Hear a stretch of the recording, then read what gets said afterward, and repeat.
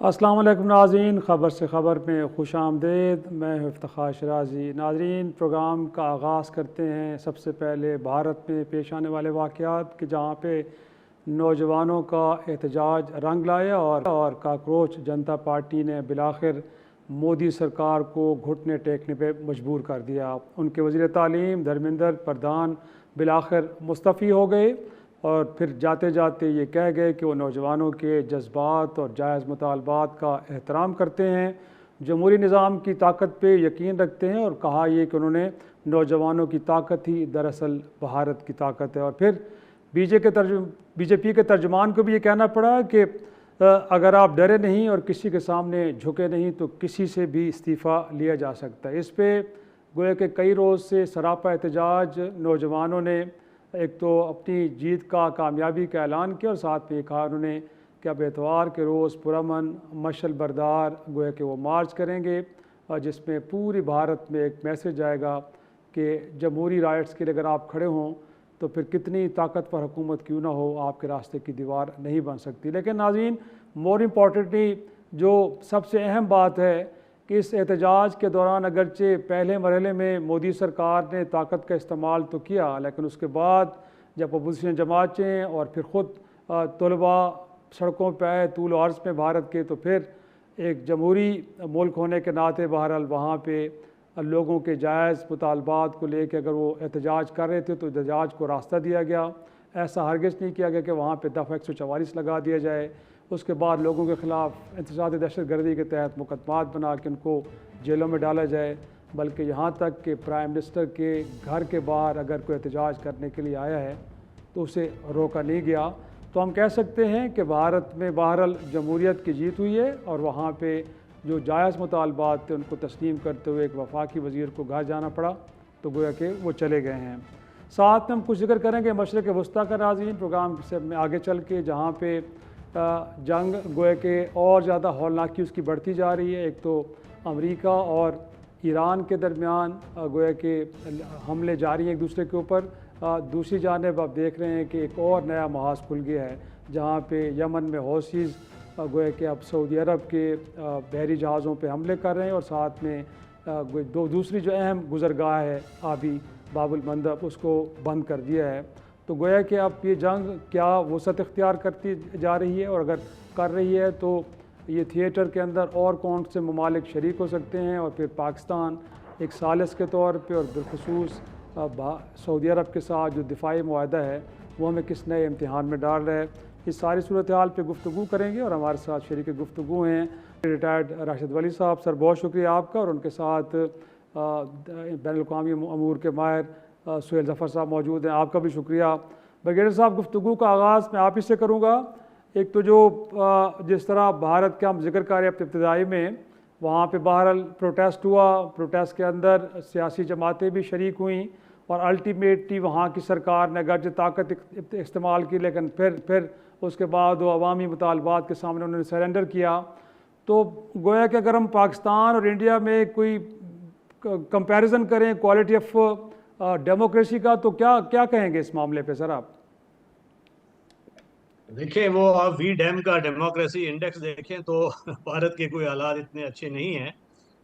मसला ये है सही। कि भारत में इस वक्त उसको आप शख्सी आमरीत का लिबादा ओढ़े हुए जो जमहूरियत को लेके चल रहा है मोदी, उसकी पॉलिसीज और जी। उसकी तर्ज हुक्मरानी पे बहुत क्वेश्चंस थे। जो यंग जनरेशन है डेफिनेटली ये ज़्यादा वोकल होते हैं, ज़्यादा इम्पैक्टेड होते हैं, और इनका जो फ्यूचर है वो जी। रहन रख दिया गया था क्योंकि जॉबलेसनेस एट इट्स पीक है। और जो इंडियन आईआईटीज है, जो बहुत एलीट इदारे समझे जाते हैं, उसके एंट्रेंस एग्जाम्स में घपला होता है, और उसके ग्रेजुएशन के बाद भी तकरीबन 34% लोग ऐसे हैं जो कि उनको नौकरियां नहीं मिल रही। और उसकी वजह यह है कि करप्शन है, सही।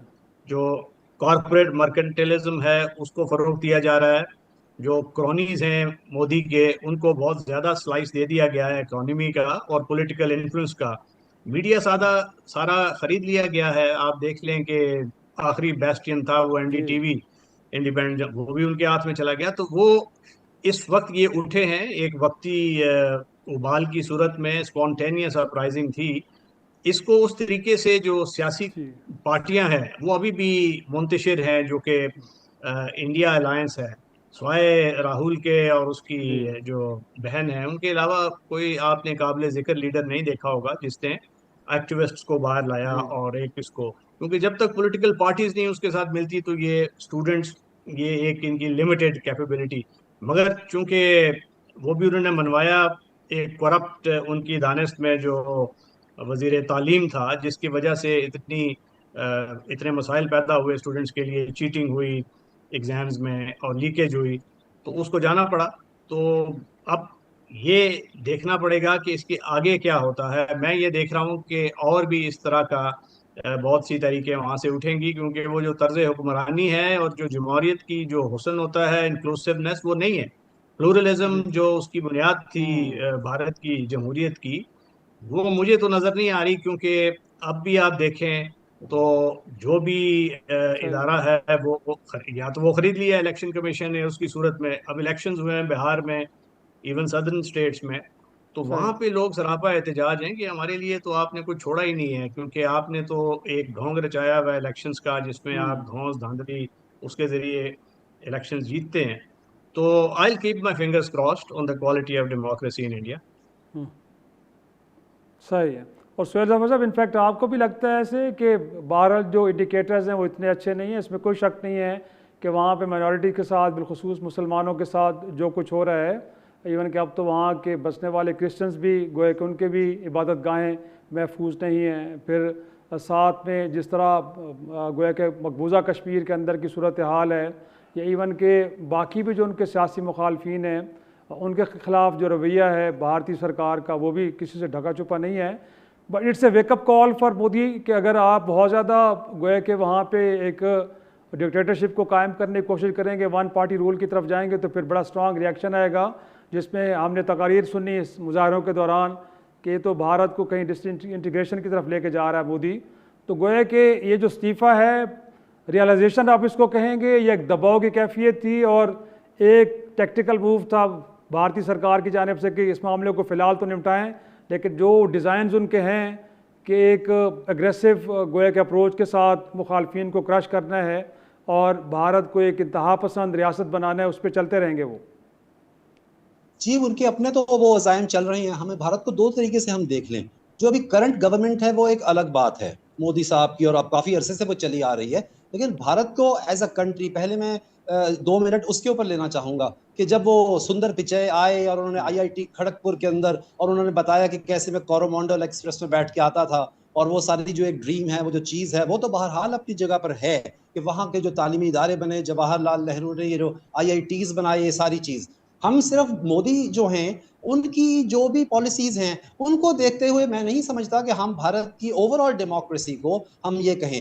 वो बात असल में ये होती है कि जी हम ये कहें कि जो जुजियात हैं उसके अंदर जो खराबियां हैं, जैसे कश्मीर के अंदर मामलात हैं, जैसे जहां पर पॉकेट्स होती हैं जहां पर मुसलमानों के खिलाफ भी मामले होते हैं। लेकिन मेरा तो अपना मैं कोई 4 दफा भारत जाना हुआ और मैंने ये देखा कि दिल्ली के अंदर खास तौर पे जो इलाका उनका मस्जिद का, शाही मस्जिद का और वो इलाका है, वहां तो मुसलमानों का एक और ही हिसाब किताब है, उनकी बड़ी इजारादारी है। तो मैं यहाँ ना अपने नाजरीन के सामने ये रखूंगा कि हम भारत की कोई यहाँ साइड नहीं ले रहे। हम ये कह रहे हैं कि आज के दौर में हमें अब आगे बढ़ना है। मैं ये समझता हूँ कि भारत के साथ अगर उन्होंने, देखिए एजुकेशन मिनिस्टर ने अगर रिजाइन कर दिया है तो ये एक अच्छी बात है, ये एक अच्छा प्रेसिडेंट है, नजर आ रहा है। एक कंट्री है जो इतनी बड़ी डेमोक्रेसी है, उसके तूलो अर्ज हैं, प्रोटेस्ट भी बहुत बड़ा हुआ, लेकिन उसके बाद उसका जो आउटकम हुआ वो भी एक अच्छा आउटकम हो गया। हाँ जी, अब जो ये मोदी सरकार है, इनकी तो बहुत सी इस किस्म की बातें हैं। इसको तो मैं काफी दफा प्रोग्राम्स और काफी दफा हम बातचीत कर चुके हैं कि ये तो हमेशा ही एक पाकिस्तान बैशिंग और उस तरीके से, और इनका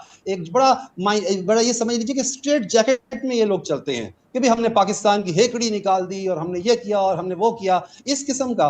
तो कभी भी ये नहीं लगता कि मोदी साहब जो बातें कर रहे हैं वो उसी भारत के प्राइम मिनिस्टर हैं कि जो कि एक बहरहाल एक आगे जिसका एक देख लीजिए ना किस कदर शरह नमूज की है और वो सारी चीजें हैं। तो मैं इन दोनों को अलग अलग देखूंगा कि अब वो दौर आ गया है कि इस वक्त जो है अवाम की आवाज को स्टूडेंट्स जो हैं ये सोशल मीडिया के जरिए जिस जरिए से भी है, हमें बिल्कुल अंडरमाइन नहीं करना। हमें ये नहीं समझना कि वो कोई किसी तौर भी कम है। उनकी जो अपनी अक्सर और बेशतर होता है ना, उनकी जो भी उनकी डिमांड्स हैं और जो चीजें हैं उनको देखना चाहिए, उनको इस तरीके से। और भारत में यही वाली बात सामने आ गई कि उनकी इज्जत की गई, यही तो इज्जत है ना जी। बाकी इफ्तिखार साहब मामले वही होते हैं, सारी दुनिया में वही मामले चल रहे हैं। नौकरियां कम होती हैं, नौकरियां कम होती हैं तो इस तरह के प्रोटेस्ट हो जाते हैं, फिर उसमें हर चीज ही बुरी लगती है। हमारे यहाँ भी इस किस्म की बातें हैं कि जाहिर है कि अब आबादी ज्यादा है, मामला कम है इंडिया में, तो फिर इस कदर लोग वो बाहर भेज रहे हैं। मैं तो बल्कि अक्सर पाकिस्तान में कहता हूँ कि ये लोग कहते हैं ना कि वो ब्रेन ड्रेन,